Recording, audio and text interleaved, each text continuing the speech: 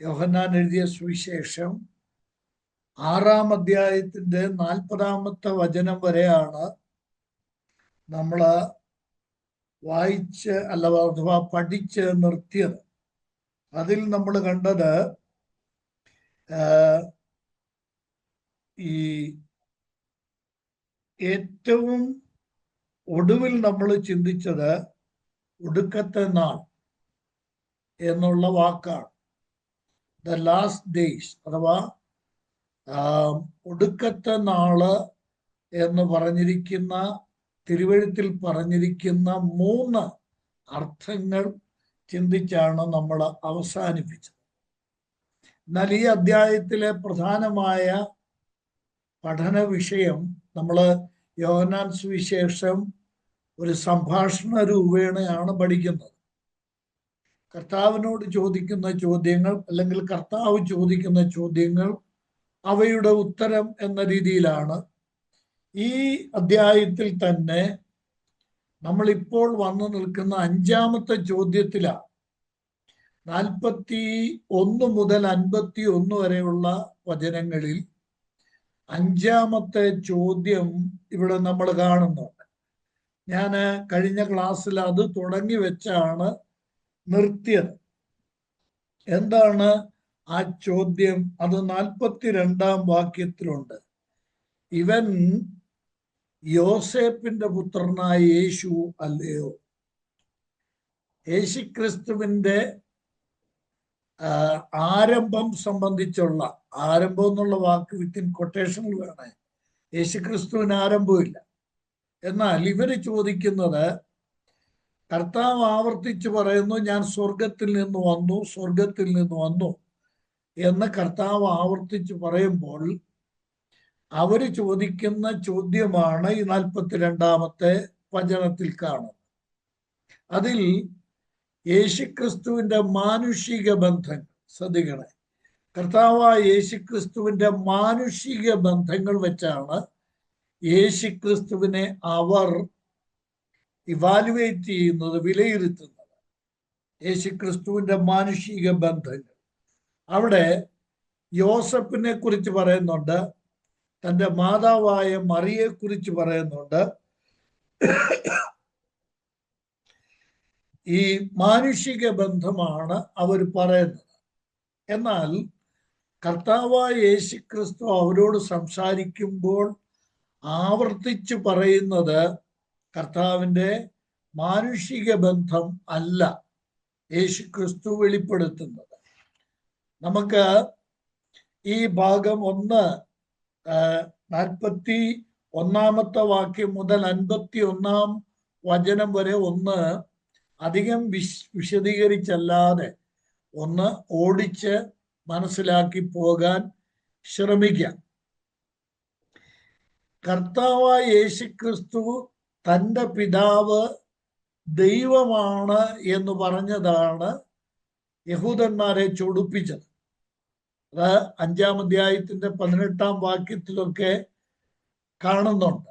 യേശുക്രിസ്തു യോഹന്നാന്റെ സുവിശേഷം വായിച്ചാൽ യേശുക്രിസ്തു ആവർത്തിച്ച് അവകാശപ്പെടുന്ന ഒരു കാര്യമാണ് ഞാനും പിതാവും എന്നുള്ള ആ ടെർമിനോളജി തന്നെ, ഞാനും പിതാവും.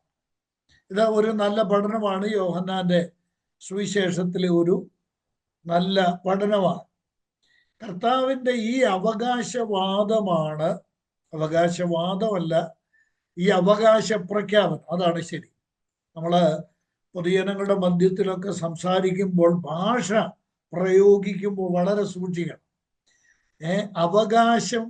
അവകാശവാദം, ക്രിസ്തുവിൻ്റെ അവകാശവാദം എന്ന് പലരും പറയാറുണ്ട്. എഴുതുമ്പോഴും ചിലർ അങ്ങനെ എഴുതാറുണ്ട്.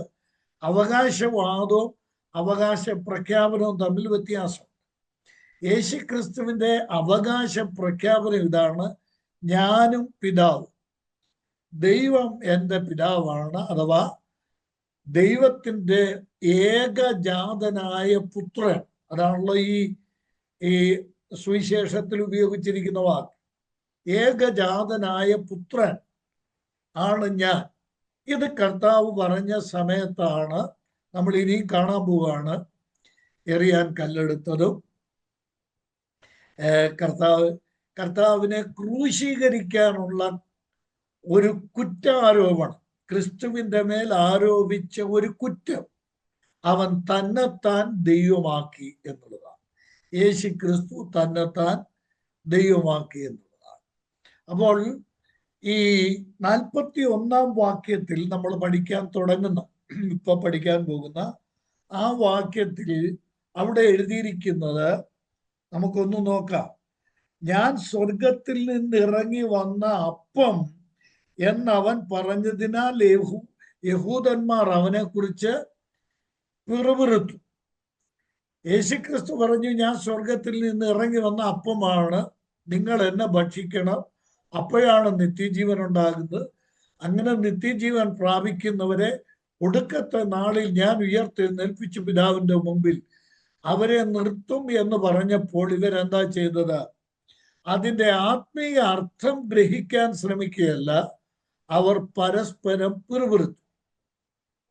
അടുത്ത വചനം 42 വാക്യത്തിലാണ് അവരുടെ ആ പിറുപിറുപ്പ് എന്താണെന്ന് വ്യക്തമാക്കുന്നത്. ഇവന്റെ അപ്പനായ യോസഫ് നമ്മുടെ കൂടെ നിൽക്കുന്നില്ലേ? അവന്റെ അമ്മയെയും നമ്മൾക്കറിയാം. ഇവൻ യോസഫിന്റെ പുത്രനല്ലേ? അവന്റെ അപ്പനെയും അമ്മയെയും നാം അറിയുന്നുവല്ലോ. പിന്നെ ഞാൻ സ്വർഗത്തിൽ നിന്ന് ഇറങ്ങി വന്നു എന്ന് അവൻ പറയുന്നത് എങ്ങനെയെന്ന് അവർ പറഞ്ഞു. അതാണ് പിറുപിറുപ്പ്. നോക്കണം, ഇവർ തമ്മിൽ പറഞ്ഞത് 43 വാക്യം കൂടെ അതിനോട് ചേർത്ത് വെച്ച് കഴിയുമ്പോൾ ആ ഭാഗം പൂർണ്ണമാകും. എന്താ? യേശു അവരോട് ഉത്തരം പറഞ്ഞു. അവര് പിറുപിറുത്തതേ ഉള്ളൂ. കർത്താവ് ഇത് കേൾക്കാതെ, യേശു ക്രിസ്തു കേൾക്കാതെ ഇവര് പറഞ്ഞത്. എന്നാൽ കർത്താവ് പറഞ്ഞു, നിങ്ങൾ തമ്മിൽ പിറുപിറുക്കണ്ട. അപ്പോൾ ഇവിടെ ഒരു വലിയ സത്യമുണ്ട്. യേശു ക്രിസ്തു, ഞാൻ കഴിഞ്ഞ ക്ലാസിന്റെ ഒടുവിൽ പറഞ്ഞു നിർത്തിയതാണ്, ഒരു കാര്യം വ്യക്തമാണ്. നമ്മൾ പിറുപിറുത്താൽ കർത്താവ് അറിയും. നമ്മുടെ മനസ്സിൽ എന്തെങ്കിലും നിരൂപിച്ചാൽ അത് കർത്താവിന് അറിയാം. യേശുക്രിസ്തുവിന്റെ ദൈവത്വത്തിന്റെ മകുടോദാഹരണമാണ് നമ്മൾ ചിന്തിക്കുന്നത് പോലും, നമ്മൾ പരസ്പരം പിറുപിറുക്കുന്നത് പോലും കർത്താവിന് തിരിച്ചറിയാം. ഇവിടെ ഈ 51 വാക്യം വരെ അല്ല, 66 വാക്യം വരെ ഞാൻ എന്നോട് ചേർത്ത് വെക്കുക. 3 പ്രധാന കാര്യങ്ങൾ ഈ ഭാഗത്ത് പറഞ്ഞിട്ടുണ്ട്. 41 വാക്യം മുതൽ 66 വാക്യം വരെ പഠിച്ചാൽ 3 പ്രധാനപ്പെട്ട കാര്യങ്ങളുണ്ട്. ഒന്ന്, യേശുക്രിസ്തുവിന്റെ അഥവാ നമ്മുടെ കർത്താവിന്റെ നാച്ചുറൽ ഫാമിലി റിലേഷൻഷിപ്പ്. യേശുക്രിസ്തുവിന്റെ സ്വാഭാവികമായ അഥവാ ഭൂമിയിലെ കുടുംബ ബന്ധം അതിവർക്കറിയാം. എന്നാൽ ഇവർക്ക് അറിയാൻ പാടില്ലാത്തത് എന്താണ്? യേശുക്രിസ്തുവിന്റെ ദൈവിക കുടുംബ ബന്ധമാണ്. അത് നമ്മൾക്ക് പിന്നാലെ ചിന്തിക്കാം.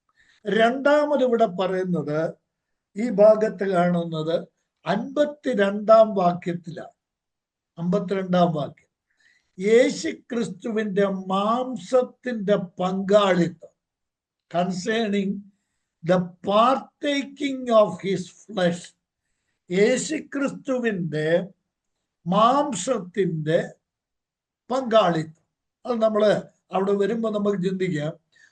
ഞാനത് എന്നാൽ വ്യക്തമാക്കാൻ വേണ്ടി ഒരു വാചകം പറയാം. നിങ്ങൾ എൻ്റെ മാംസം തിന്നണം.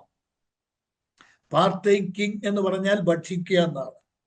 നിങ്ങൾ എൻ്റെ മാംസം ഭക്ഷിക്കണം. ഇതാണ് രണ്ടാമത് ഈ ഭാഗത്ത് കാണുന്ന 66 വചനം വരെ ഉള്ള ഭാഗത്ത് കാണുന്ന രണ്ടാമത്തെ വിഷയം അതാണ്. ഒന്ന്, ക്രിസ്തുവിന്റെ നാച്ചുറൽ ഫാമിലി, യേശു ക്രിസ്തുവിന്റെ ഭൂമിയിലെ കുടുംബം. 2, യേശു ക്രിസ്തുവിന്റെ മാംസം ഭക്ഷിക്കുക. അത് കേട്ടപ്പോഴാണ് അവർക്ക് പ്രയാസം. അതാണ് മൂന്നാമത്തെ കാര്യം. മൂന്നാമത്തെ വിഷയം, കർത്താവിൻ്റെ വാക്ക് കേട്ടിട്ട്, അഥവാ നിങ്ങൾ എന്നെ ഭക്ഷിക്കണം, എൻ്റെ രക്തം കുടിക്കണം, എന്ന് കർത്താവ് പറഞ്ഞപ്പോൾ ഇത് കേട്ടപ്പോൾ പലരും ഇത് യേശുക്രിസ്തു പറഞ്ഞത് അവർക്ക് മനസ്സിലായില്ല. എന്നിട്ട് അവരെന്ത് ചെയ്തു? ഇത് കഠിന വാക്കെന്ന് പറഞ്ഞ്, വിഷയം ഇതാണ്, പലരും കർത്താവിനെ വിട്ടുപോയി. 3 പ്രധാനപ്പെട്ട ഇൻസിഡൻസ്, സംഭവങ്ങളാണ്. ഒന്നുകൂടെ ഞാൻ പറയാം. ഒന്ന്, കർത്താവിന്റെ നാച്ചുറൽ ഫാമിലി റിലേഷൻഷിപ്പ്, യേശുക്രിസ്തുവിന്റെ ഭൂമിയിലെ കുടുംബ ബന്ധം. രണ്ടാമത്, യേശുക്രിസ്തുവിന്റെ മാംസത്തിന്റെയും രക്തത്തിന്റെയും പങ്കാളിത്തം.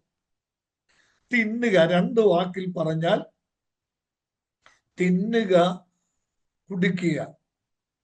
മൂന്നാമത്തത്, കർത്താവിന്റെ ഈ വാക്കുകൾ കേട്ടപ്പോൾ കർത്താവിൻ്റോട് കൂടെ നിന്ന, കർത്താവിന്റെ ഒപ്പം നിന്നവർ പോലും പലരും കർത്താവിനെ വിട്ട് പോകുന്നു. അവിടെയൊക്കെ നമുക്ക് വരേണ്ടിയിരിക്കുന്നു. ഇനി നമ്മൾക്ക് ഈ പറഞ്ഞ കാര്യങ്ങൾ ഒന്ന് ഈ വചനം വെച്ച് തന്നെ ഒന്ന് ചിന്തിക്കാൻ ശ്രമിക്കുക. 34-ാം വാക്യത്തിൽ ഒന്ന് നോക്കിയേ. ആ 34-ാം വാക്യത്തിൽ യേശുക്രിസ്തു അപ്പമെടുത്ത് അവർക്ക് കൊടുത്തു. അവര് തിന്ന് തൃപ്തരായപ്പോൾ അവര് പറയുന്ന ഒരു കാര്യമുണ്ട് 34-ാം വാക്യത്തിൽ. എന്താ? ആരെങ്കിലും അൺമ്യൂട്ട് ചെയ്തൊന്ന് പറയാം. എന്താ? ഈ അപ്പം എപ്പോഴും ഞങ്ങൾക്ക് തരണേ, അല്ലേ? അങ്ങനെയല്ലേ? അതെ, എപ്പോഴും ഞങ്ങൾക്ക് തരണേ. നോക്കണോ? ഈ അപ്പം എപ്പോഴും ഞങ്ങൾക്ക് തരണമേ എന്ന് പറഞ്ഞ ആളുകള് 41-ാം വാക്യത്തിലേക്ക് വന്നപ്പോ അപ്പം തരണമെന്നല്ല, അപ്പത്തിന്റെ യഥാർത്ഥ വസ്തുത പറഞ്ഞപ്പോൾ അവർ പിറുപിറുക്കാൻ തുടങ്ങി. കണ്ടോ? മനസ്സിലായോ? ഞാൻ പറഞ്ഞ അതിന്റെ ആ ക്ലൂ മനസ്സിലായ, എന്റെ യഥാർത്ഥ കാര്യം മനസ്സിലായോ? ഞാൻ പറഞ്ഞത്, ഞാനല്ല, കർത്താവ് പറഞ്ഞത്, അല്ലെങ്കിൽ തിരുവെഴുത്ത് വ്യക്തമാക്കുന്നത്, യേശുക്രിസ്തുവിനെ ലോകത്തിന് വേണം. കേട്ടോ? ലോകത്തിൽ ഏത് ഹിന്ദുവിനും ഏത് മുസൽമാനും ഏത് നാമധേയ ക്രൈസ്തവനും ലോകത്തിലുള്ള എല്ലാവർക്കും യേശുവിനെ ഇഷ്ടമാണ്, യേശുവിനെ വേണം. രോഗസൗഖ്യം കൊടുക്കുകയാണെങ്കിൽ, തിന്നാൻ അപ്പം കൊടുക്കുകയാണെങ്കിൽ, മനസ്സിലായോ?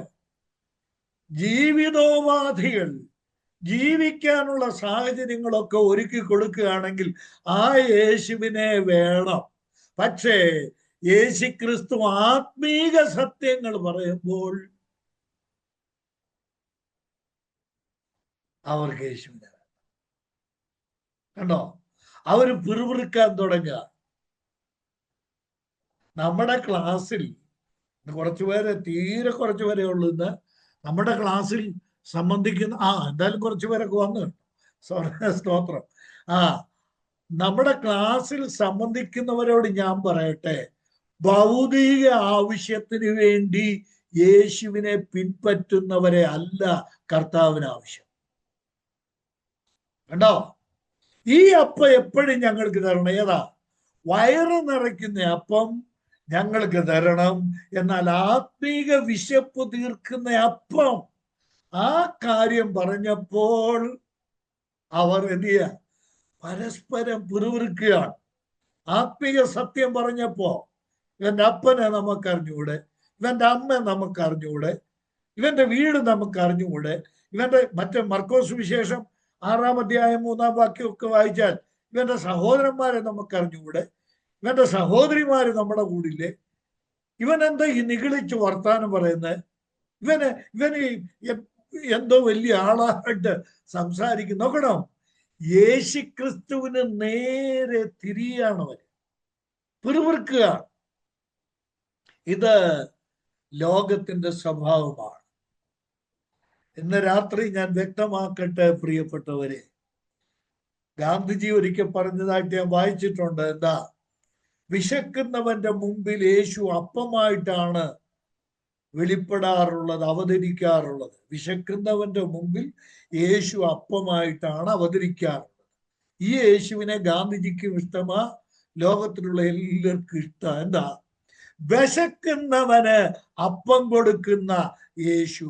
എന്നാൽ ആത്മീക വിശപ്പിന് ആത്മീകമായ ആഹാരം കൊടുക്കുന്ന യേശുവിനെ ഉണ്ടോ? സംഗതി മറിയുന്നത് നമ്മൾ ശ്രദ്ധിക്കേണ്ടതാണ്. അപ്പോ ഇവിടെ ഒരു വലിയ സത്യമാണ് ദൈവാത്മാവ് രേഖപ്പെടുത്തിയിരിക്കുന്നത്.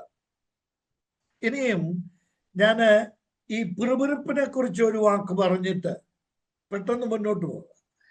ഇവരുടെ പിതാക്കന്മാരെ കുറിച്ച് നമുക്കറിയാം. മരുഭൂമിയിൽ വെച്ച് ഇവരുടെ പിതാക്കന്മാർ പിറുപിറുത്തു. ഇവരുടെ ഈ കൊരിന്ത്യർക്ക് എഴുതിയ 1-ാം ലേഖനം 10-ാം അധ്യായത്തില് 1 കൊരിന്ത്യർ 10-ാം അധ്യായത്തില് 5 മുതലുള്ള വാക്യങ്ങൾ, അത് തുടങ്ങുന്നത് തന്നെ അവരിൽ മിക്ക പേരിലും ദൈവം പ്രസാദിച്ചില്ല എന്ന് പറഞ്ഞുകൊണ്ടാണ്. ആരെ? ഈ പിതാക്കന്മാർ, മരുഭൂമിയിൽ ഉണ്ടായിരുന്ന പിതാക്കന്മാർ. അതിൽ അവരിൽ ദൈവം പ്രസാദിക്കാതിരുന്നതിന്റെ ഒരു കാരണം നമ്മൾ തൊട്ടടുത്ത് ചിന്തിക്കാൻ പോവാണ്. അതിന്റെ ഒരു കാരണം അവർ പിറുപിറുത്തതാണ്. അവർ പിറുപിറുത്തത് കൊണ്ടാണ് ദൈവം അവരിൽ പ്രസാദിക്കാതെ ഇരുന്നത്. അപ്പോൾ ഇവർക്ക് അവരുടെ ജീവിതത്തിലെ, ഈ മരുഭൂമിയിലെ ജീവിതത്തിലെ ഏറ്റവും വലിയൊരു ദുർസ്വഭാവം പിറുപിറുക്കുക എന്നുള്ളതാണ്, മർമറിങ് എന്നുള്ളതാണ്. ഞാനിവിടെ ഈ പിറുപിറുപ്പ് അഥവാ യോഹന്നാന്റെ സുവിശേഷം 6-ാം അധ്യായത്തിൽ 41 മുതൽ 43 വരെയുള്ള വാക്യങ്ങളിൽ പറഞ്ഞിരിക്കുന്ന പിറുപിറുപ്പുണ്ട്. ഇത് രണ്ടും കൂടെ ഒന്ന് ചേർത്ത് വയ്ക്കാം. ഇതൊരു പോയിന്റാണ്, ഇതൊരാശയമാണ്.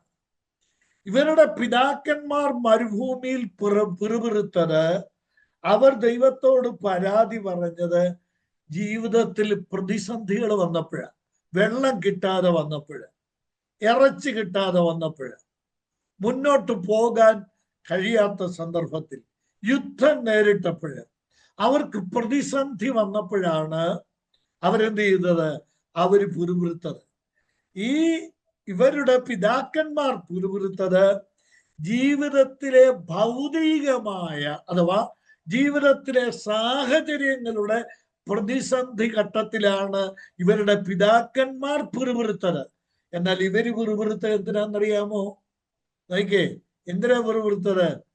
ജീവിത സാഹചര്യങ്ങളുടെ വിഷയത്തിലല്ല, പിന്നെ കർത്താവ് പറഞ്ഞ ആത്മീക സത്യങ്ങൾക്ക് നേരെയുള്ള പിറുപിറുപ്പാണ്.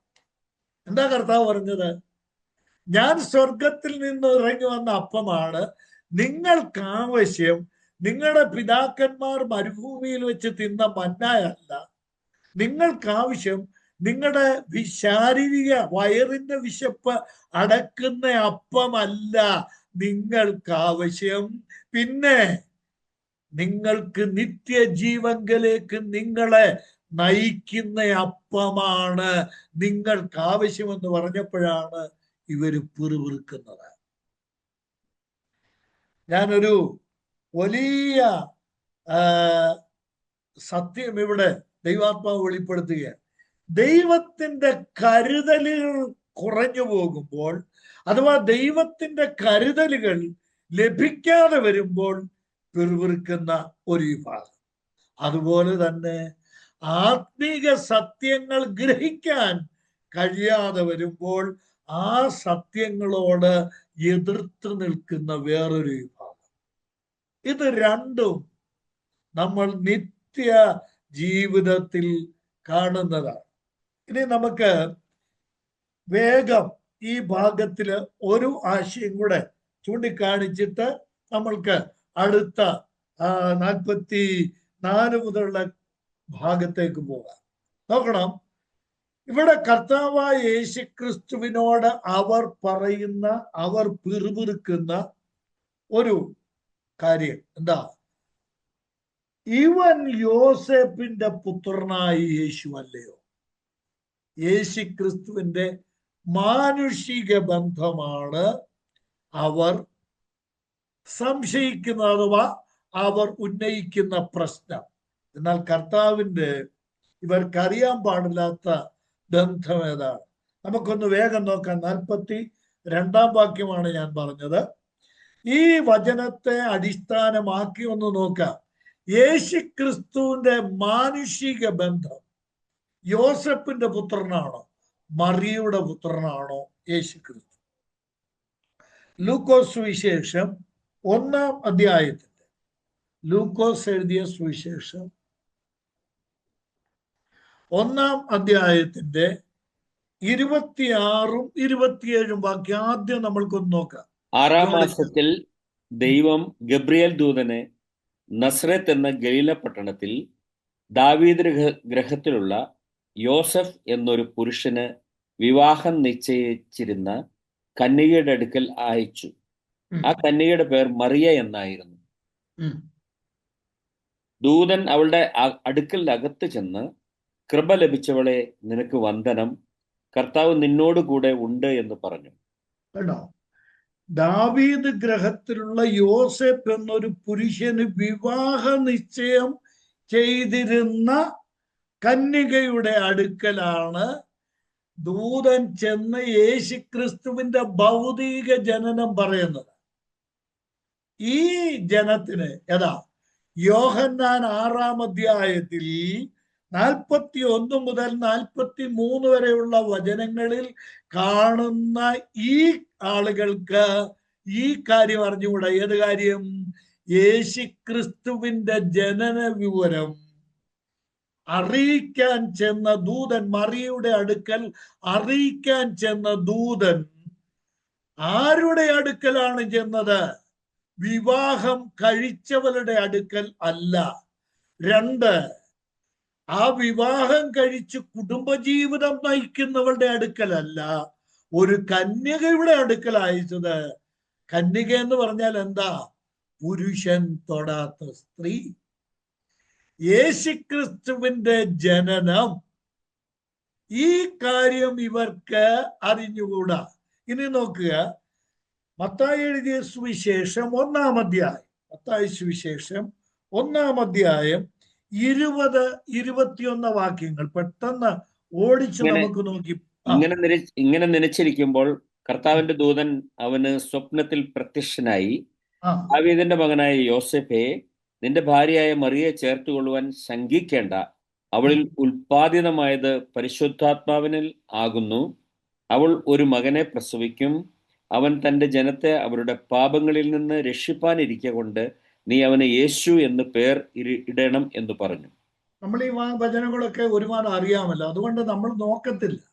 അവിടെ ആ 20-ാം വാക്യം തുടങ്ങുന്നത് എങ്ങനെയാണ്? ആ വാക്യം ഒന്ന് ശ്രദ്ധിക്കണം. എങ്ങനെ തുടങ്ങുന്നത്? ഇങ്ങനെ നനച്ചിരിക്കുമ്പോൾ. എങ്ങനെ നനച്ചിരിക്കുമ്പോ? അവളെ ഗൂഢമായി നമ്മളത് ചിന്തിച്ചിട്ടുണ്ടോ? എന്താ അവൻ നനച്ചിരുന്നത്?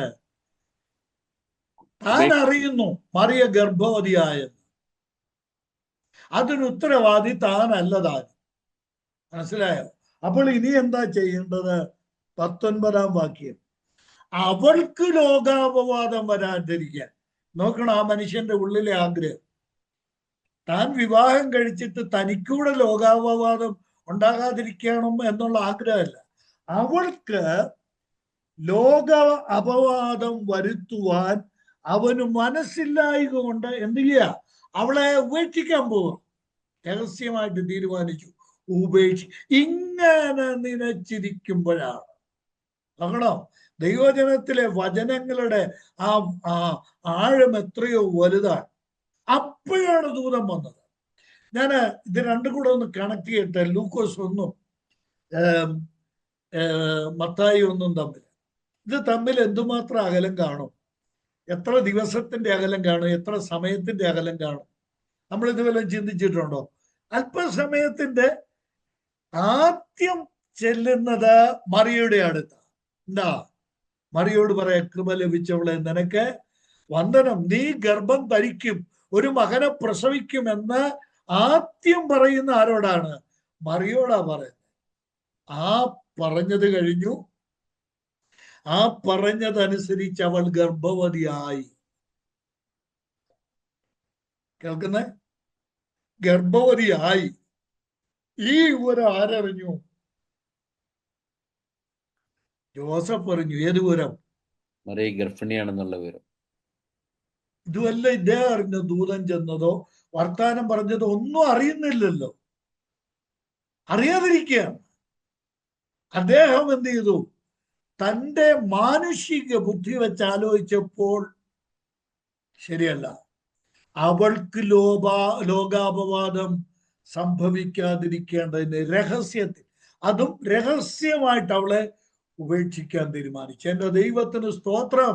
മനുഷ്യൻ ഏത് രഹസ്യം ചെയ്യാൻ ഉദ്ദേശിച്ചാലും അത് പരസ്യമായി അറിയുന്ന ദൈവമാണ് സ്വർഗത്തിലെ ദൈവം. അവിടെ എന്താ? സ്വർഗം അപ്പോൾ ഇടപെടുക, ഓൺ ദ സ്പോട്ട് ഇടപെടുക. എന്താ?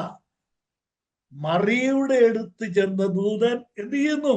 യോസഫിന്റെ അടുക്കൽ ചെന്നിട്ട് പറയുകയാണ്, യോസഫേ, നിന്റെ ഭാര്യയെ നീ ഉപേക്ഷിക്കരുത്, അവളെ ചേർത്ത് കൊള്ളുവാൻ നീ ശങ്കിക്കണ്ട.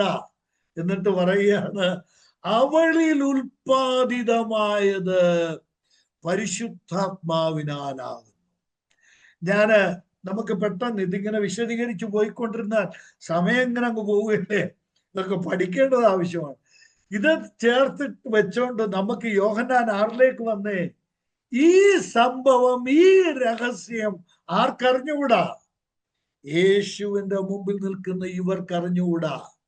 അവർക്ക് ആകപ്പാടെ അറിയാവുന്നത് യോസേപ്പിന്റെ മകനാണ്, മറിയയുടെ മകനാണ് എന്നേ അറിയത്തുള്ളൂ. അവർക്കറിയാൻ പാടില്ലാത്തത് യേശു ക്രിസ്തു ദൈവപുത്രനാണ്. പരിശുദ്ധാത്മാവിനാൽ മറിയയുടെ ഗർഭാശയത്തിൽ ഉൽപാദിതനായവനാണ് യേശു എന്നതാണ് അവൻ അറിയാൻ പാടില്ല. ഈ കഴിഞ്ഞ ദിവസം ഡൽഹിയിലാണെന്ന് തോന്നുന്നു നടന്ന ഒരു സംഭവം നിങ്ങള് ഫേസ്ബുക്കിൽ കണ്ടല്ലോ. ഒരു പാസ്റ്ററെ അതിക്രമിച്ച് ഒരു ഹാളിലേക്ക് കയറി ചെന്നിട്ട് ആ പാസ്റ്ററെ ഒരു ബജ്രംഗദളുകാരൻ, ഒരു RSSകാരൻ ആ പാസ്റ്ററെ കഴുത്തിന് തന്റെ കൈയിട്ട് കൂട്ടിപ്പിടിച്ച് ബലമായി പിടിച്ച് ജനത്തിന്റെ മുമ്പിൽ നിർത്തിയിട്ട് ആ മനുഷ്യൻ ആവശ്യപ്പെട്ട ഒരു കാര്യം ഇന്നും ഞാനത് കാണുകയുണ്ടായി. എന്താ ആവശ്യപ്പെട്ടത്? നീ പറ. എന്നിട്ട് അവിടെയുള്ള വിശ്വാസികളോട് പറയാ, നിങ്ങൾ പറ, മേരി എങ്ങനെ ഗർഭിണിയായി, മറിയ എങ്ങനെ ഗർഭിണിയായി, യേശുവിന്റെ ആരംഭം എങ്ങനെയാണ്? ഞാൻ പറയട്ടെ, ഞാൻ എന്തിനാ ഇത് കണക്ട് ചെയ്യുന്നറിയാമോ? ഇന്നും ലോകത്തിന് ഗ്രഹിക്കാൻ കഴിയാത്ത അത്യത്ഭുതകരമായ, ഞാൻ ഇതിന്റെ മറുവശത്തേക്ക് അദ്ദേഹത്തിനുള്ള മറുപടിയിലേക്ക് ഞാൻ പോകുന്നില്ല. ഈ ബന്ധം ഏത്?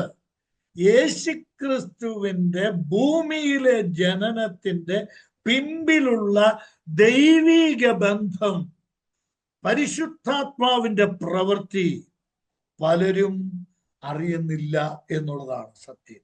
നമുക്ക് നോക്കാം. ഇവര് ഈ അധ്യായം നമ്മൾ പഠിച്ചാൽ യേശുക്രിസ്തുവിനോട് ഇവര് ആവർത്തിച്ച് ആവശ്യപ്പെടുന്ന ഒരടയാളം വേണോ? അല്ലേ? ഞങ്ങൾ വിശ്വസിക്കാം, ഞങ്ങൾക്കൊരടയാളം വേണം. ഞാൻ ആ വാക്യങ്ങളെല്ലാം ആവർത്തിക്കുന്നില്ല, വീണ്ടും എടുക്കാൻ സമയം പോകില്ല, അതുകൊണ്ട് അങ്ങോട്ട് പോകുന്നില്ല. ഇവർ ആവശ്യപ്പെടുന്നുണ്ട്, ആവർത്തിച്ച് ആവശ്യപ്പെടുന്നു, ഞങ്ങൾക്ക് അടയാളം വേണം. സ്തോത്രം. ഞാൻ ഈ സ്തോത്രം പറഞ്ഞ് നിങ്ങൾക്കറിയാം അല്ലേ, അഡ്വാൻസ് ഞാൻ അങ്ങ് സ്തോത്രം പറഞ്ഞ് നോക്കേ. യെശയ്യാ പ്രവചനം 7 അധ്യായത്തിന്റെ 14 വാക്യം ആരംഭിക്കുന്നത് എങ്ങനെയാണെന്ന് നോക്കേ. യെശയ്യാ പ്രവചനം, മനപ്പാടം അറിയാം ഞാൻ പറഞ്ഞതുപോലെ, പക്ഷേ നമ്മൾ നോട്ട് ചെയ്യാത്ത ചില വാക്കുകൾ വേറെ പുസ്തകത്തിലുണ്ട്. 7:14 എങ്ങനാ? അതുകൊണ്ട് കർത്താവ് തന്നെ നിങ്ങൾക്കൊരടയാളം തരും. അതുകൊണ്ട് കർത്താവ് തന്നെ നിങ്ങൾക്കൊരു അടയാളം.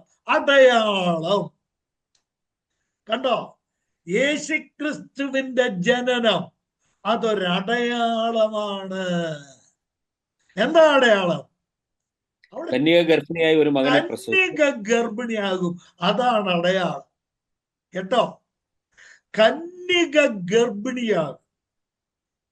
ദൈവവചനം, തിരുവഴുത്തിലെ ഓരോ വാക്കിന്റെയും തൂക്കം എത്ര വലുതാണ്. ഒന്ന് ചിന്തിച്ചു നോക്കിയ പ്രിയപ്പെട്ടവരെ, യേശുക്രിസ്തു ദൈവപുത്രനാണ്. മാനവജാതിയുടെ പാപത്തിന്റെ പരിഹാരത്തിന് വേണ്ടി ലോകത്തിൽ വന്നവനാണ്. യേശുക്രിസ്തു മനുഷ്യന്റെ ആത്മീക വിശപ്പ് തീർക്കുന്ന, ആത്മീക ദാഹം തീർക്കുന്ന അപ്പമാണ്, വെള്ളമാണ് എന്നുള്ളതിന്റെ അടയാളം എന്താ? അടയാളം? അതിന്റെ അടയാളമാണ് കന്യക ഗർഭിണിയായി. എന്റെ പ്രിയമുള്ളവരെ, നിരന്തരം നമ്മൾ ദൈവവചനം വായിക്കുന്നവരും പഠിക്കുന്നവരുമല്ലേ? എന്തെല്ലാം സത്യങ്ങളാണ് നമുക്ക് നിത്യമായി നമ്മൾക്കറിയാവുന്ന, എന്നും നമ്മൾ നമ്മുടെ മനസ്സിൽ കരുതുകയും സൂക്ഷിക്കുകയും ചെയ്യുന്ന ദൈവവചനത്തിലെ ആത്മീയ വിഷയങ്ങളിൽ തന്നെ എന്തെല്ലാം നമ്മൾക്ക് ഇനിയും പ്രകാശിപ്പിക്കപ്പെട്ട് കിട്ടാനുണ്ട്, എന്തെല്ലാം നമ്മൾക്ക് മറഞ്ഞിരിക്കുന്നുണ്ട്. നമ്മൾ ക്രിസ്മസിനൊക്കെ പോയി പ്രസംഗിക്കുകയും സന്ദേശം കൊടുക്കുകയും ചെയ്യുന്നവരാണ്. ദയവായി ഞാൻ പറയട്ടെ, ഇതൊക്കെ സ്ട്രെസ് ചെയ്ത് പഠിപ്പിക്കണം. അടയാളം, മാനവജാതിയുടെ പാപ വിമോചകനാണ് ക്രിസ്തു, ക്രിസ്തു മാത്രം എന്നുള്ളതിന്റെ ഏറ്റവും വലിയ അടയാളം എന്താണ്? കന്യക ഗർഭിണിയായി പ്രസവിക്കപ്പെടുന്ന മകൻ, അഥവാ മകൻ എന്നുള്ള വാക്ക് അത്ര ശരിയല്ല, പുത്രൻ എന്ന വാക്കാണ്. പുത്രൻ എന്നുള്ളതാണ്. നോക്കണം, യേശുക്രിസ്തുവിന്റെ ഭൗതിക ജനനം അവർക്കറിയാം. ഏതാ? മറിയയുടെ ഉദരത്തിൽ നിന്ന് ക്രിസ്തു ജനിച്ചു എന്നുള്ള ആ ജനനം അവർക്കറിയാം. പക്ഷേ ആ ജനനം എങ്ങനെയാണ് സംഭവിച്ചത് എന്ന് യോഹന്നാൻ 6:41 മുതൽ 43 വരെയുള്ള വാക്യങ്ങളിൽ പറഞ്ഞിരിക്കുന്ന ഈ മഹാന്മാർക്ക് അറിഞ്ഞുകൂടാ. എങ്ങനെയാണ് ആ ജനനം നടന്നത് എന്ന്. ഒന്നുകൂടെ ശരിക്ക് പറഞ്ഞാൽ, ക്ഷമിക്കണേ, ബേത്ലഹേമിൽ ജനിച്ച യേശുവിനെ ഇവർക്കറിയാം. ഞാൻ ഈ പറയുന്നത് ഈ വാചകം ഒന്നും വിട്ടുപോകരുത് ഈ പഠനത്തിൽ. ബേത്ലഹേമിലെ ആരംഭം,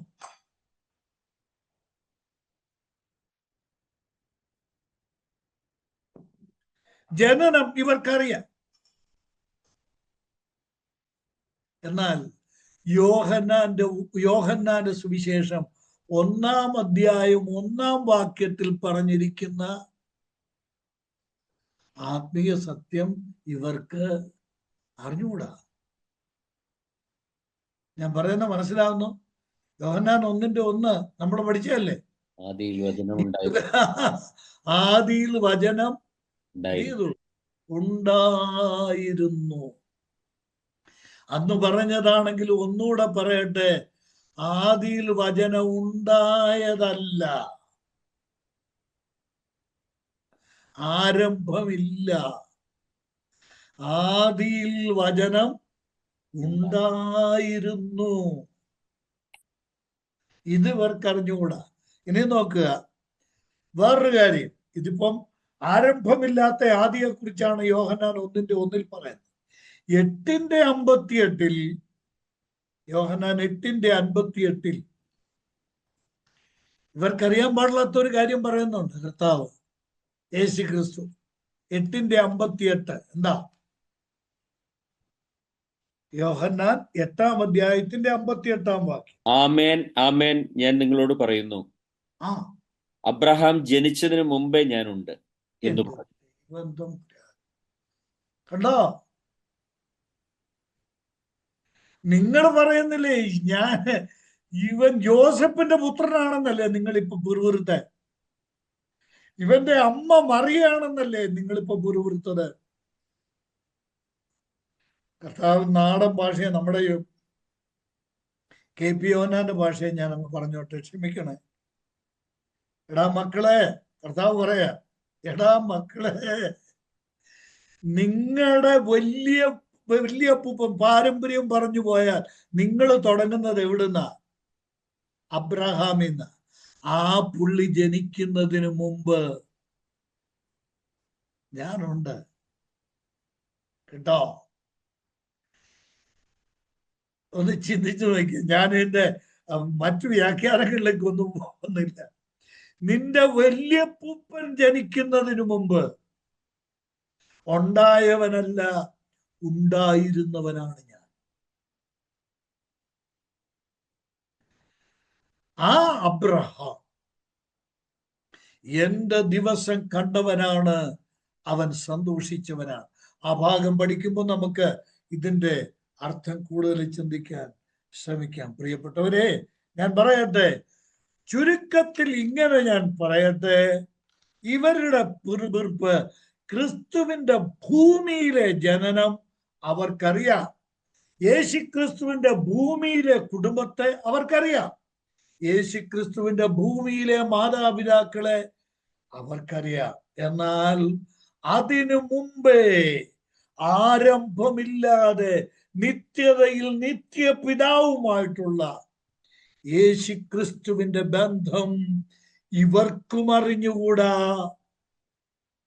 ലോകത്തിലെ ബഹുഭൂരിപക്ഷം ആളുകൾക്കും അറിഞ്ഞുകൂടാ. എന്നാൽ കർത്താവിന് ആഞ്ഞ ഹൃദയത്തിൽ നിന്നൊരു സ്തോത്രം ചെയ്യണം. ഈ ലോകത്തിലെ ജ്ഞാനികൾക്കും വിവേകികൾക്കും ഗ്രഹിക്കാൻ കഴിയാഞ്ഞ ആ വലിയ സത്യം സ്വർഗത്തിലെ ദൈവം നമ്മൾക്ക് വെളിപ്പെടുത്തിയതിനായി നമ്മൾ ദൈവത്തിന് സ്തോത്രം ചെയ്യുവാൻ ആവശ്യമാണ്. കർത്താവ് സഹായിക്കട്ടെ. യേശുക്രിസ്തു, ഇനി നമുക്ക് അതിന്റെ മറ്റൊരു തലത്തിലേക്ക് പോവാം. ഇനി പറയുന്നത് ഈ അപ്പത്തോട് ബന്ധപ്പെടുത്തി കേട്ടോ.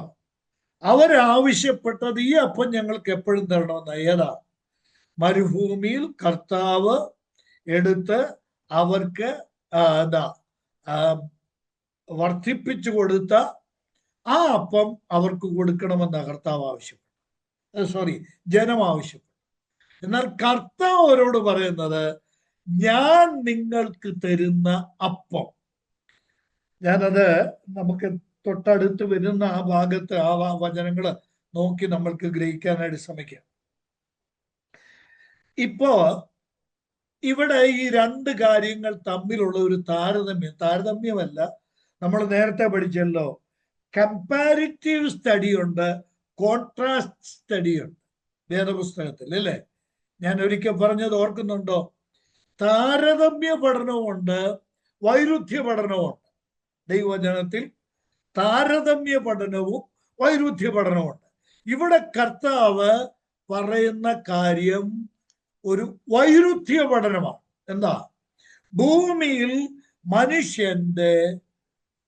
സാധാരണ മനുഷ്യന്റെ വിശപ്പടക്കുന്ന അപ്പം. എന്നാൽ കോൺട്രാസ്റ്റ് എന്താ? ഇനി ഒന്നുകൂടെ ശരിക്ക് പറഞ്ഞാൽ, ഞാൻ ഈ 6-ാം അധ്യായത്തിലെ 2 വിഷയങ്ങൾ തമ്മിൽ ചേർക്കാം. ഏതാ? മരുഭൂമിയിൽ നിങ്ങളുടെ പിതാക്കന്മാർ തിന്ന മന്ന.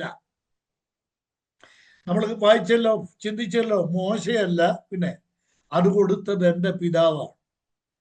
യേശുക്രിസ്തു പറഞ്ഞു, എൻ്റെ പിതാവാണ് ആ അപ്പം കൊടുത്തത്, മോശയല്ല കൊടുത്തത്. എൻ്റെ പിതാവാണ് ആ അപ്പം കൊടുത്തത്. എന്നിട്ട് കർത്താവ് പറയുകയാണ്, അതേ പിതാവ് നിങ്ങളുടെ മുമ്പിൽ നിൽക്കുന്ന ഒരപ്പം തന്നു നിങ്ങൾക്ക് തിന്നാൻ, നിങ്ങൾക്ക് ഭക്ഷിക്കാൻ. അതേ ദൈവം തന്നിരിക്കുന്ന അപ്പമാണ് സ്വർഗത്തിൽ നിന്നിറങ്ങി വന്ന ഞാൻ എന്ന ഈ അപ്പം. ഇതെന്താണ്? ഒന്നിന് നേരെ കോൺട്രാസ്റ്റ് ആണ്, നേരെ വിരുദ്ധമാണ്.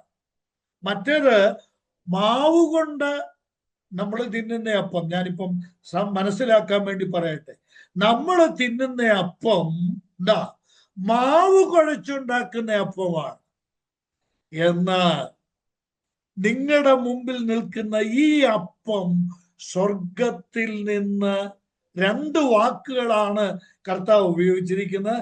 സ്വർഗത്തിൽ നിന്നിറങ്ങി വന്ന അപ്പമാണ്. രണ്ട്, എൻ്റെ പിതാവ് നിങ്ങൾക്ക് തന്ന അപ്പമാണ്. കണ്ടോ? സ്വർഗത്തിൽ നിന്ന് ഇറങ്ങി വന്ന എന്നുള്ള പ്രയോഗം. ഇത് ഈ 41 മുതൽ 43 വരെയുള്ള വാക്യങ്ങളുമായിട്ട് ചേർത്ത് വെച്ച് നമ്മൾ പഠിക്കണം. എങ്ങനാ? യേശുക്രിസ്തുവിന്റെ ഫിസിക്കൽ ബോഡി, ഏതാ? ഭൗതിക ശരീരം അവർക്കറിയാം. ഏതാ അവർക്കറിയാൻ പാടില്ലാത്തത്? യേശുക്രിസ്തുവിന്റെ ആത്മീക ശരീരം എന്ന് പറയാൻ പറ്റും. ആത്മീക യേശുക്രിസ്തു എന്ന ആത്മീക ആഹാരത്തെ അവർക്ക് അറിഞ്ഞുകൂടാ. സ്വർഗത്തിൽ നിന്നിറങ്ങി വന്ന കർത്താവിനെ അവർക്ക് അറിഞ്ഞുകൂടാ. അതാണ് അവരുടെ പിറുപിറുപ്പിന് കാരണമായി തീർന്നത്. ഇനി നമുക്ക് ജിജി പ്ലീസ്. ഹലോ,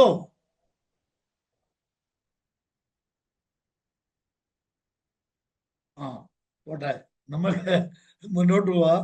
അതാ വീഡിയോ ഒന്ന് ഓഫ് ചെയ്തിരുന്നാൽ എനിക്ക് വലിയ ഡിസ്റ്റർബൻസ് ഉണ്ടാകുകയല്ല. ഓക്കെ, നമുക്കിനി മുന്നോട്ട് പോവാം. ഈ ഭാഗത്ത് 43, 44 വാക്യങ്ങൾ യേശു അവരോട് പറയാണ്, നിങ്ങൾ പിറുപിറുക്കേണ്ട കാര്യമില്ല, നിങ്ങൾ പിറുപിറുക്കണ്ട എന്ന് പറഞ്ഞിട്ട് അടുത്ത് പറയുന്ന വാചകം ഈ മുകളിൽ പറഞ്ഞിരിക്കുന്ന ആശയവുമായിട്ട് ബന്ധിപ്പിക്കേണ്ടതാണ്. നമ്മൾ ഈ മുകളിൽ പറഞ്ഞിരിക്കുന്ന ആശയവുമായിട്ട് ബന്ധിപ്പിക്കണം. എന്താ? ഇവർ പിറുപിറുക്കുക, യേശുക്രിസ്തുവിനെ സംശയിക്കുക, ക്രിസ്തുവിനെ ഏറ്റെടുക്കുകയല്ല, ക്രിസ്തുവിനെ സ്വീകരിക്കുകയല്ല, പിന്നെ അവർ പിറുപിറുക്കുക.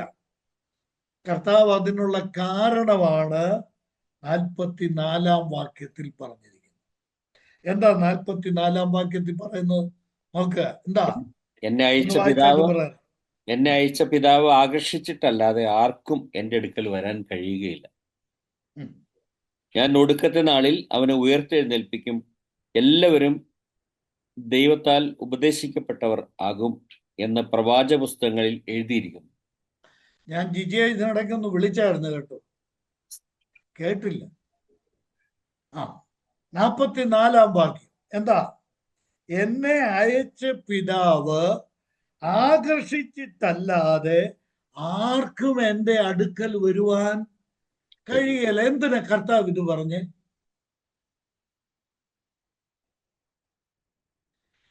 ഈ വിഷയവുമായിട്ട് എന്താ ഇതിന് ബന്ധം? ഒന്ന് ചിന്തിച്ചു നോക്കി, എന്താ ഇതിന്റെ ബന്ധം? ഈ നടന്ന സംഭവം ഈ വചനവുമായിട്ട് എന്താ ബന്ധം? ഇതിനാ നമ്മൾ യോഹന്നാന്റെ സുവിശേഷം പഠിക്കേണ്ടത് അല്ലേ? ഇപ്പൊ പഠിക്കുന്ന അതിന് എന്താ ഇവര് പറഞ്ഞത്? നിന്നെ ഞങ്ങൾക്ക് അങ്ങോട്ട് അംഗീകരിക്കാൻ വയ്യ, നീ പറയുന്നത് ഞങ്ങൾക്ക് എന്താന്ന് മനസ്സിലാകുന്നത് പോലുമില്ല, നീ സ്വർഗത്തിൽ നിന്ന് വന്നതാണെന്ന് പറയുന്നു. ഞങ്ങള് കണ്ടിട്ടുള്ളത്, നിന്നെ ഞങ്ങൾ കണ്ടിട്ടുള്ളത് യോസെഫിന്റെ പുത്രനായിട്ടാണ്, മറിയയുടെ മകനായിട്ടാണ് ഞങ്ങൾ കണ്ടിട്ടുള്ളത്. ഞങ്ങൾക്ക് മനസ്സിലാകുന്നില്ല ഇതെന്താ ഈ പറഞ്ഞത്. അത് ചേർത്ത് വെച്ചേ ഈ 44 വാക്യത്തിനോട്. നിങ്ങൾക്കത് മനസ്സിലാകാത്തതിന്റെ കാരണം എന്താ? യേശുദാവൻ എന്താ മനസ്സിലാകാത്തതിന്റെ കാരണം? സ്തോത്രം. എൻ്റെ പിതാവ് ആകർഷിച്ചിട്ടല്ലാതെ ഒരുത്തനും എൻ്റെ അടുക്കൽ വരുവാൻ കഴിയില്ല. നിങ്ങൾ എന്നെ അറിയണമെങ്കിൽ, നിങ്ങൾ ഞാൻ ആരാണെന്ന് അറിഞ്ഞ് എന്നെ സ്വീകരിക്കണമെങ്കിൽ, നിങ്ങൾ എൻ്റെ അടുക്കൽ വരണമെങ്കിൽ നിങ്ങൾക്ക് തനിയെ കഴിയുകയില്ല. കർത്താവ് പറയുകയാണ്, എന്താ? എൻ്റെ പിതാവ് ആകർഷിച്ചിട്ടല്ലാതെ അത് സാധിക്കയില്ല. എന്തുകൊണ്ട് നിങ്ങൾ എൻ്റെ അടുക്കൽ വരുന്നില്ല? ഇനി ഒടുവിലോട്ട് വന്ന് നമ്മൾ ആദ്യം ചിന്തിച്ചല്ലോ 66 വാക്യത്തിൽ കർത്താവിനെ അവർ വിട്ടുപോകാനുള്ള കാരണം എന്താ? യേശുക്രിസ്തുവിനെ അവർ വിട്ടുപോകാനുള്ള കാരണം എന്താ? ഉത്തരം ഇവിടെ ഉണ്ട്. എന്താ? എന്റെ പിതാവ് ആകർഷിക്കാത്തവൻ എന്റെ അടുക്കൽ വരാനും കഴിയുകയില്ല, എന്റെ കൂടെ നിൽക്കാനും കഴിയുകയില്ല. എന്തുകൊണ്ടാണ് ലോക ജനതയിൽ നല്ലൊരു പങ്ക് കർത്താവിന്റെ അടുക്കലേക്ക് വരാത്തത്? അതിന് മറുവശം കൂടെ ഉണ്ട് കേട്ടോ. അപ്പൊ ദൈവം ഒരു പക്ഷപാതിയാണോ എന്നൊക്കെയുള്ള ചിന്ത നമ്മൾക്ക് വരാം. എന്നാൽ അടിസ്ഥാനപരമായ ഉത്തരം ഇതാണ്: എന്റെ പിതാവ് ആകർഷിച്ചിട്ടല്ലാതെ ആർക്കും എൻ്റെ അടുക്കൽ വരുവാൻ കഴിയില്ല. ആകർഷിക്കുക എന്നുള്ളതിന് ഇംഗ്ലീഷിൽ കൊടുത്തിരിക്കുന്ന വാക്ക് ഡ്രോ എന്നുള്ള വാക്കാണ്. DRAW എന്ന വാക്കാണ്. ഗ്രീക്കിൽ കൊടുത്തിരിക്കുന്ന വാക്ക് ഹെൽകുവോ എന്ന വാക്കാണ്. ഹെൽകുവോ എന്ന വാക്കാണ് ഗ്രീക്കിൽ കൊടുത്തിരിക്കുന്നത്. ആകർഷിക്കുക, എന്റെ പിതാവ് ആകർഷിക്കുക എന്ന് പറഞ്ഞാൽ അതിന്റെ അർത്ഥം 37-ാം വാക്യത്തിലും 39-ാം വാക്യത്തിലും ഇതേ ആശയം കാണാൻ പറ്റുന്നുണ്ട്. 37-ഉം 39-ഉം എന്താ? പിതാവ് എനിക്ക് തരുന്നതൊക്കെയും. അവിടെ പറയുന്നത് ആകർഷിക്കുക എന്നുള്ളതിന് പകരം അവിടെ ഉപയോഗിച്ചിരിക്കുന്ന എന്റെ പിതാവ് എനിക്ക് തരുന്നതൊക്കെയും. 39-ാം വാക്യം, അവൻ എനിക്ക് തന്നത്. ഇനിയും 44-ാം വാക്യത്തിൽ പറയുന്നു എന്റെ പിതാവ് ആകർഷിക്കുക. പിതാവ് തരിക, പിതാവ് ആകർഷിക്കുക. അങ്ങനെയാണ് ഒരാൾക്ക് യേശു കർത്താവിന്റെ അടുക്കൽ ചെല്ലുവാൻ കഴിയുന്നത്. ഞാനിത് ഈ ആകർഷിക്കുക എന്നുള്ളതിന്റെ അർത്ഥം എന്താ നമുക്കൊന്ന് ചിന്തിക്കാം. എല്ലാവരും ഒന്ന് ഉത്സാഹമായിട്ട് എൻ്റെ കൂടെ സഹകരിക്കണേ. എന്താ ഈ ആകർഷിക്കുക എന്ന് പറഞ്ഞാൽ ഒരു ബാഹ്യ ശക്തിയുടെ ഇടപെടലാണ് ആകർഷണത്തിന്റെ പിമ്പിലുള്ളത്. എന്ന് പറഞ്ഞാൽ ഞാൻ യേശുക്രിസ്തുവിന്റെ അടുക്കൽ ചെല്ലണമെങ്കിൽ എനിക്ക് പുറത്തുള്ള ഒരു ശക്തി എന്നെ ക്രിസ്തുവിനോട് വലിച്ചടുപ്പിക്കണം. കേട്ടോ? എനിക്ക് തന്നെ ചെല്ലാനൊക്കത്തില്ല. എനിക്ക് പുറത്തുള്ള ഒരു ശക്തി എന്നെ ക്രിസ്തുവിങ്കലേക്ക് വലിച്ചടുപ്പിച്ചെങ്കിൽ മാത്രമേ എനിക്ക് യേശു ക്രിസ്തുവിന്റെ അടുക്കൽ ചെല്ലാൻ കഴിയുകയുള്ളൂ. ഞാൻ ഇച്ചിരി ആയാസമൊക്കെ എടുത്താ പറയുന്നത് കേട്ടോ. എൻ്റെ എന്താ ചിലര് എന്നോട് തന്നെ പറഞ്ഞിട്ടുണ്ട്, അച്ഛാ നീ സംസാരിക്കുമ്പോൾ ചങ്ക് വാവളൊന്ന് സംസാരിക്കുന്ന പോലെ തോന്നാറുണ്ടെന്ന്. ഞാൻ അങ്ങനെ ഇത് പറയുന്നത് കാരണം കേൾക്കുന്നവർക്കെല്ലാം അത് ഗ്രഹിക്കാൻ വേണ്ടി. ഒരു ബാഹ്യ ശക്തിയുടെ അപ്രതിരോധ്യമായ, ഞാൻ ഉപയോഗിക്കുന്ന വാക്ക് ശ്രദ്ധിക്കണം, അപ്രതിരോധ്യമായ എന്ന് പറഞ്ഞാൽ പ്രതിരോധിക്കാൻ കഴിയാത്ത അത്യത്ഭുതകരമായ ശക്തി. അതിന് വേദപുസ്തക ഭാഷയിൽ പറഞ്ഞാൽ ഇമ്മഷറബിൾ പവർ, അളന്ന് തിട്ടപ്പെടുത്താൻ കഴിയാത്ത അളവറ്റ ശക്തി. ആ ശക്തി എന്നെ വലിച്ചടുപ്പിച്ചെങ്കിലേ എനിക്ക് കർത്താവിങ്കിലേക്ക് ചെല്ലാൻ സാധിക്കുകയുള്ളൂ. കേട്ടോ? നമ്മളാരും ഓട്ടോമാറ്റിക്കായിട്ട് ഇങ്ങനെ അങ്ങ് ചെന്നതല്ല. പിന്നെ ഒരു വലിയ ശക്തി നമ്മളെ വലിച്ചടുപ്പിച്ചതാണ്. അതാണ് ഞാൻ പറഞ്ഞത് ഹെൽകുവോ എന്ന ഗ്രീക്ക് വാക്കിന്റെ അർത്ഥം അവിടെയാണ്. ഇത് യോഹന്നാന്റെ സുവിശേഷത്തിൽ 5 പ്രാവശ്യം പറഞ്ഞിട്ടുണ്ട്. ഈ വാക്ക് യോഹന്നാന്റെ സുവിശേഷത്തിൽ 5 തവണ ഹെൽകുവോ എന്ന വാക്ക് 5 പ്രാവശ്യം ആവർത്തിക്കുന്നുണ്ട്. 3 വട്ടം 3 പ്രാവശ്യം ഭൗതിക അർത്ഥത്തിലാണ്. 3 പ്രാവശ്യം ഭൗതികമായ അർത്ഥത്തിലാണ് ഉപയോഗിച്ചിരിക്കുന്നത്. 2 പ്രാവശ്യം ആത്മീക അർത്ഥത്തിലാണ് ഉപയോഗിച്ചിരിക്കുന്നത്. ഞാനത് വ്യക്തമാക്കാം.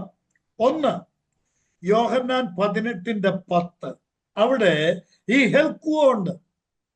യോഹന്നാൻ 18:10 എന്താ?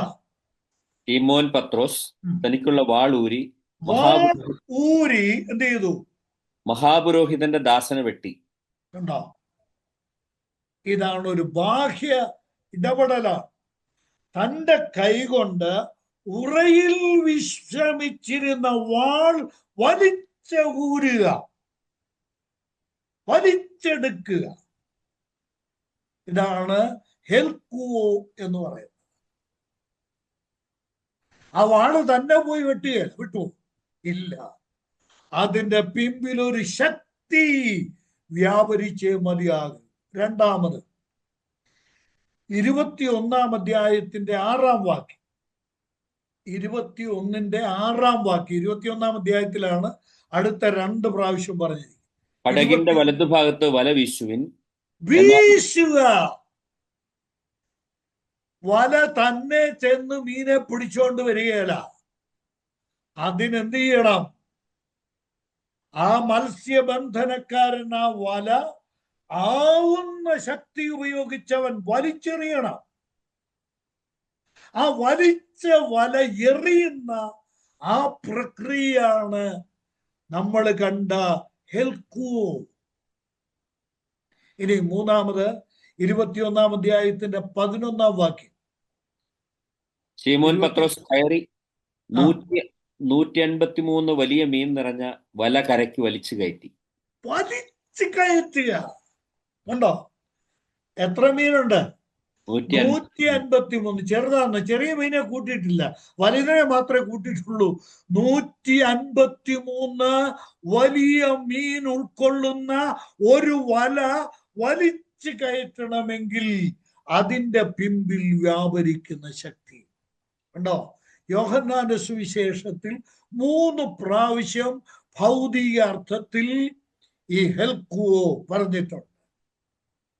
ആകർഷിക്കുക. ഇവിടെ എല്ലാം ഈ പദമാ ഉപയോഗിച്ചിരിക്കുന്നത്. ആകർഷിക്കുക എന്നുള്ളതിന് ഉപയോഗിച്ച അതേ പദം. ഇനി നോക്കുക, 12-ാം അധ്യായത്തിൽ ആത്മീയ അർത്ഥത്തിൽ അടുത്ത 2 അർത്ഥം, അടുത്ത 2 ഭാഗം. 12:32. ഞാനോ ഭൂമിയിൽ നിന്ന് ഉയർത്തപ്പെട്ടാൽ എല്ലാവരെയും എങ്കിലേക്ക് ആകർഷിക്കും. എല്ലാവരെയും എന്റെ അടുക്കലേക്ക് ആകർഷിക്കും. ഇതാണ് ആത്മീയ അർത്ഥം. എന്റെ ദൈവത്തിന് സ്തോത്രം. ഈ ക്ലാസ് ഏതാണ്ട് അവസാനിക്കാനുള്ള സമയമായി. അതുകൊണ്ട് ഞാൻ വേഗത്തിൽ അങ്ങ് പറയട്ടെ പ്രിയപ്പെട്ടവരെ. സ്തോത്രം. കർത്താവ് പറയാൻ, ഞാൻ ഒരു ദിവസം ഈ ഭൂമിയിൽ നിന്ന് ഉയർത്തപ്പെട്ട് കഴിഞ്ഞാൽ എല്ലാവരെയും എങ്കിലേക്ക് ആകർഷിക്കും. സ്തോത്രം. ഭൂമിയിൽ നിന്ന് സ്വർഗത്തിനും ഭൂമിക്കും നടുവിലേക്ക് ഒരു കുരിശ് ഉയർന്നു നിന്നു.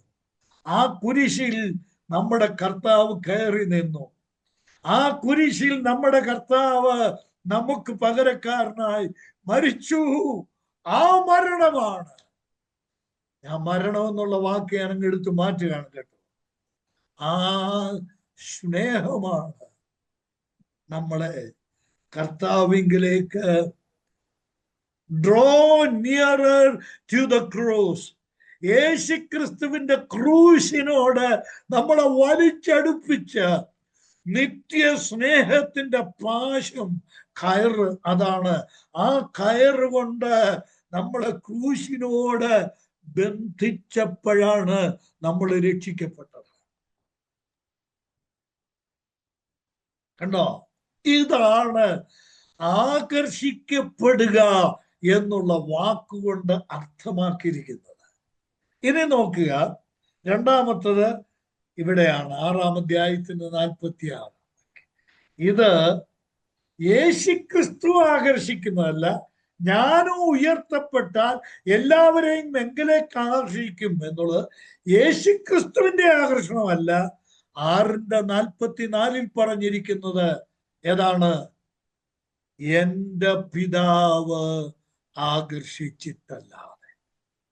എന്റെ പ്രിയമുള്ളവരെ, ഈ ലോകമാകുന്ന മഹാസമുദ്രത്തിന്റെ ആഴങ്ങളിലേക്ക് പാപത്തിന്റെ ആഴ കുമ്പാരത്തിലേക്ക്, ചേറ്റിലേക്ക് ആഞ്ഞുപോയ നമ്മളെ, ഇറങ്ങിപ്പോയ, ആണുപോയ നമ്മളെ, ആണ്ടുപോയ നമ്മളെ നമ്മുടെ കൈക്ക് പിടിച്ചു വലിച്ചെടുത്ത് പുത്രങ്കലേക്ക് അടുപ്പിച്ചത് പിതാവായ ദൈവമാണ്. എന്റെ പിതാവ് ആകർഷിച്ചിട്ടല്ലാതെ ആരും എന്റെ അടുക്കൽ വരുന്നില്ല. ദൈവത്തിന് സ്തോത്രം. ഇത് തിരുവഴുത്തിലെ ഏറ്റവും വലിയൊരു സത്യമാണ്. പ്രിയപ്പെട്ടവരെ, ഇതിന് മറ്റൊരു വിധത്തിൽ ഇത് പറഞ്ഞാൽ, ഈ ആശയം വ്യക്തമാക്കുകയാണെങ്കിൽ, ഈ ആകർഷണത്തിന് നമ്മൾ വിധേയമാകുകയാണ് യഥാർത്ഥത്തിൽ ആവശ്യം. ദൈവം ആകർഷിക്കുകയല്ല, നമ്മൾ അതിന് വിധേയപ്പെടുക എന്നുള്ളതാണ് ആവശ്യം. അമിതമായ ഒരു ബാഹ്യശക്തി, അഥവാ ദൈവിക ബാഹ്യശക്തി എന്ന് പറഞ്ഞാൽ പോരാ, ദൈവിക ശക്തി നമ്മളിൽ വ്യാപരിക്കുമ്പോഴാണ് നമ്മൾ കർത്താവിന്റെ അടുക്കൽ ചെല്ലുന്നത്. നമുക്കിനിയും മുന്നോട്ട് ഇത് ഒരു വാക്യം കൂടെ ചിന്തിച്ചിട്ട് അവസാനിപ്പിക്കാം എന്ന് വിചാരിക്കുകയാണ്. ഇത്രയും പറഞ്ഞിട്ട്, ഒന്ന്, എൻ്റെ പിതാവ് എനിക്ക് തരിക. രണ്ട്, എൻ്റെ പിതാവ് ആകർഷിക്കുക. ഞാൻ പറയുന്നത് മനസ്സിലാകുന്നുണ്ടല്ലോ. രക്ഷയിൽ പിതാവായ ദൈവത്തിന്റെ റോളാണ് ഇവിടെ നമ്മൾ കണ്ടത്. നമ്മുടെ രക്ഷയിൽ പിതാവായ ദൈവത്തിന്റെ റോൾ എന്താ? ഒന്ന്, നമ്മളെ പുത്രന് കൊടുത്തു. രണ്ട്, പുത്രങ്കലേക്ക് നമ്മളെ ആകർഷിച്ചു. മൂന്നാമത്തെ കാര്യം 45-ാം വാക്യം. അത് അത്ര കണ്ട് വിശദീകരിക്കാൻ എനിക്ക് ഇന്ന് സമയം കിട്ടുമെന്ന് അറിയത്തില്ല. 45-ാം വാക്യം എന്താ? എല്ലാവരും ദൈവത്താൽ ഉപദേശിക്കപ്പെട്ടവർ ആകും എന്ന് പ്രവാചക പുസ്തകത്തിൽ എഴുതിയിരിക്കുന്നു. സ്തോത്രം, സ്തോത്രം. അടുത്ത വാചകം, പിതാവിനോട് കേട്ട് പഠിച്ചവനല്ല എൻ്റെ അടുക്കൽ വരും. ആരാ യേശുക്രിസ്തുവിന്റെ അടുക്കൽ ചെല്ലുന്നത്? ആരാ യേശുക്രിസ്തുവിന്റെ അടുക്കൽ ചെല്ലുന്നത്? ഈ വചനത്തിലെ രണ്ട് പ്രയോഗം. ഒന്ന്, ദൈവത്താൽ ഇംഗ്ലീഷ് പ്രയോഗം നോക്കിയേ, ടോട്ട് ഓഫ് ഗാഡ്, ദൈവം പഠിപ്പിച്ചവർ, അഥവാ ദൈവത്തിൽ നിന്ന് പഠിച്ചവർ. ഉപദേശം എന്നുള്ളതിന് ഇംഗ്ലീഷ് ബൈബിളിൽ എല്ലായിടത്തും ടീച്ചിങ്ങും ടോട്ടുമാണ് കേട്ടോ. മലയാളത്തിലെ ഉപദേശം എന്ന് പറയുന്നത് ദൈവത്താൽ പഠിപ്പിക്കപ്പെട്ടവർ, ദൈവത്തിൽ നിന്ന് പഠിച്ചവർ. ഇനിയും അടുത്ത് ക്രിസ്റ്റൽ ക്ലിയർ ആയിട്ട് മലയാളത്തിൽ എഴുതിയിരിക്കുക, യേശു കർത്താവ് പോലെ, പിതാവിനോട് കേട്ട് പഠിച്ചവരെല്ലാം എൻ്റെ അടുക്കൽ വരും. എന്താ ഒരു വ്യക്തി യേശുക്രിസ്തുവിന്റെ അടുക്കൽ ചെല്ലുന്നില്ലെങ്കിൽ അതിന്റെ കാരണം എന്താ? ഇത് യെശയ്യാ പ്രവചനം 54-ാം അധ്യായത്തിന്റെ 13-ാം വാക്യമാണ് ഇവിടെ പറഞ്ഞിരിക്കുന്ന ഉദ്ധരണി. 54-ന്റെ-13. യെശയ്യാ പ്രവചനം 54-ന്റെ-13. നിന്റെ മക്കളെല്ലാവരും യഹോവയാൽ ഉപദേശിക്കപ്പെട്ടവരും നിന്റെ മക്കളുടെ സമാധാനം വലിയതുമായിരിക്കും. ഇത് ഭാവിയിൽ നടക്കാൻ പോകുന്നതാണ്. ഇസ്രായേലിന്റെ റെസ്റ്റോറേഷനോട് ബന്ധപ്പെട്ട് ഒടുവിലത്തെ അന്ത്യകാലത്ത് നടക്കാൻ പോകുന്ന കാര്യമാണ് ഈ പറയുന്നത്. എന്നാൽ ഇവിടെ കർത്താവ് എന്ത് ചെയ്യുകയാണ്? ഏതൊരു പ്രവചനത്തിനും ആസന്ന നിവർത്തിയുമുണ്ട്, വിദൂര നിവർത്തിയും. യെശയ്യാ പ്രവാചകൻ പറയുന്നത് വിദൂര നിവർത്തിയാണ്. യേശുക്രിസ്തു പറഞ്ഞത് ആസന്ന നിവർത്തിയാണ്. ആസന്ന നിവർത്തി മാത്രമല്ല, അതിന്റെ ആത്മീക നിവർത്തി കൂടെയാണ്.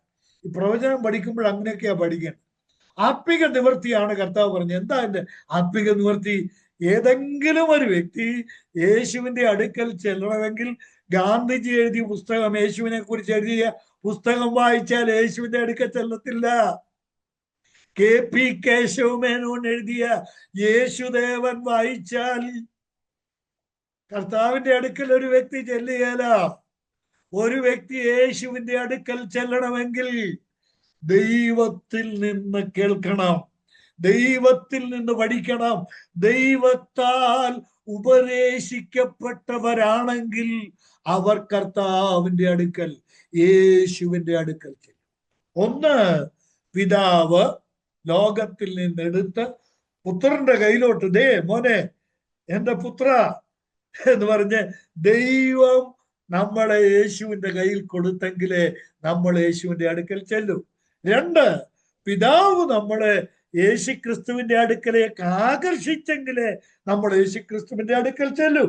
മൂന്ന്, പിതാവിൽ നിന്ന് പഠിക്കുന്നവർക്ക് മാത്രമേ യേശുക്രിസ്തുവിന്റെ അടുക്കൽ ചെല്ലുവാൻ സാധിക്കുകയുള്ളൂ. ഒരു വ്യക്തിയിൽ സത്യം എത്തണമെങ്കിൽ, യഥാർത്ഥ സത്യം ഒരു വ്യക്തിയുടെ ഹൃദയത്തിൽ എത്തണമെങ്കിൽ, ബീജാവാപം നടത്തപ്പെടണമെങ്കിൽ ദൈവം അത് എത്തിക്കണം. ഞാനിപ്പോ നിർത്തുകയാണ്. ഇതിന് 6 വിധ മാർഗങ്ങളുണ്ട്. പിതാവ് ഒരു വ്യക്തിയിൽ യേശുക്രിസ്തുവിനെ കുറിച്ച് പഠിപ്പിക്കുന്നതിന് 6 മാർഗങ്ങളുണ്ട്. ഇപ്പൊ നമുക്ക് ചിന്തിക്കാൻ സമയമില്ലല്ലോ, നമ്മുടെ ഇന്നത്തെ ക്ലാസ് അവസാനിക്കുക. പ്രിയപ്പെട്ടവരെ, ഞാൻ എളിമയോട് ഇങ്ങനെ പറഞ്ഞ് അവസാനിപ്പിക്കട്ടെ. എത്ര മണിക്കൂറ് ദൈവത്തിന്റെ വചനത്തിന്റെ മുമ്പിലിരുന്നാലും നമ്മൾക്ക് ക്ഷീണം വരാത്തതിന്റെ കാരണം എന്താണെന്നറിയാമോ? ദൈവത്താൽ നമ്മൾ ഉപദേശിക്കപ്പെടുമ്പോൾ, എൻ്റെ ദൈവത്തിന് സ്തോത്രം, നമ്മൾക്ക് നമ്മുടെ കർത്താവിനെ കുറിച്ചുള്ള, യേശു ക്രിസ്തുവിനെ കുറിച്ചുള്ള പഠനം, അറിവ് വർദ്ധിക്കുകയാണ്. ആ സമയത്ത് നമ്മൾ കൂടുതൽ കൂടുതൽ കർത്താവിനോട് ചേരുകയാണ്. കർത്താവിനെ അറിയും തോറും നമ്മൾ കർത്താവിൽ ലയിച്ച് കർത്താവിനെ മഹത്വപ്പെടുത്തുകയാണ്. ഇത് ജീവിതത്തിലെ ഒരു വലിയ അനുഭവമാണ്. ദൈവം നേരിട്ട് നമ്മളെ പഠിപ്പിക്കുന്ന ഒരു അനുഭവം. ഇന്നിപ്പോ ഞാൻ ചെയ്യുന്ന കാര്യം, ഒരു മനുഷ്യൻ എന്ന നിലയിൽ ഞാനാണ് നിങ്ങളെ പഠിപ്പിക്കുന്നത്. പക്ഷെ ഞാനൊരു കുഴല് മാത്രമാണ്. യോഹന്നാൻ പറഞ്ഞല്ലോ, ഒരു ശബ്ദമാണ്.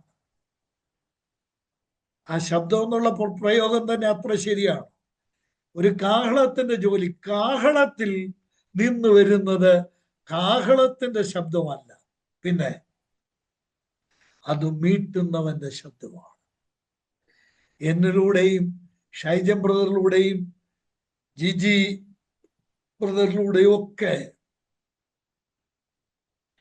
ലോകം കേൾക്കേണ്ടതും പഠിക്കേണ്ടതും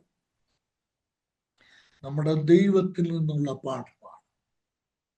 അതാണ് വ്യക്തികളെ കർത്താവിലേക്ക് അടുപ്പിക്കുന്നത്. കർത്താവ് നമ്മളെ സഹായിക്കട്ടെ. പ്രിയപ്പെട്ടവരെ, ഞാൻ എൻ്റെ വാക്കിലൂടെ അവസാനിപ്പിക്കുമ്പോൾ പെട്ടെന്ന് എല്ലാവരും അങ്ങ് ചാടി ഇറങ്ങി പോകരുത് കേട്ടോ. പ്രാർത്ഥിച്ചൊക്കെ കഴിഞ്ഞ് സന്തോഷത്തോടെ ദൈവത്തിന് സ്തോത്രം ചെയ്തിട്ട് നമ്മൾക്ക് പിരിയാൻ സാധിക്കട്ടെ. ഈ പുതുവത്സരത്തിന്റെ ആരംഭത്തിൽ നമ്മുടെ കർത്താവിനെ കുറിച്ച് പഠിച്ച് നമ്മൾക്കൊന്ന് ശക്തി പ്രാപിക്കാൻ ദൈവം തന്ന ഈ അവസരത്തിനായി ദൈവത്തെ മഹത്വപ്പെടുത്താം. ഈ വചനങ്ങളാൽ ദൈവം നമ്മളെ അനുഗ്രഹിക്കട്ടെ. എന്തായാലും ഒരു കാര്യത്തിൽ നമ്മുടെ കരങ്ങൾ ഉയർത്തി ദൈവത്തെ മഹത്വപ്പെടുത്തണം. നമ്മൾക്ക് നമ്മുടെ കർത്താവിന്റെ യേശുവിന്റെ അടുക്കൽ ചെല്ലാൻ ഭാഗ്യമുണ്ടായി. പത്രോസ് പറഞ്ഞതുപോലെ, ഇനി അങ്ങേ വിട്ട് ഞങ്ങൾക്ക് പോകാൻ പറ്റുകയില്ല. അങ്ങേ വിട്ട് ഞങ്ങൾ എവിടെ പോകും? നിത്യജീവന്റെ മൊഴികൾ അവിടുത്തെ പക്കലുണ്ട്. ഇതാകട്ടെ നമ്മുടെ കർത്താവിനോടുള്ള നമ്മുടെ ആത്മഗതം. ദൈവമായ കർത്താവ് നമ്മെ ഏവരെയും അനുഗ്രഹിക്കും.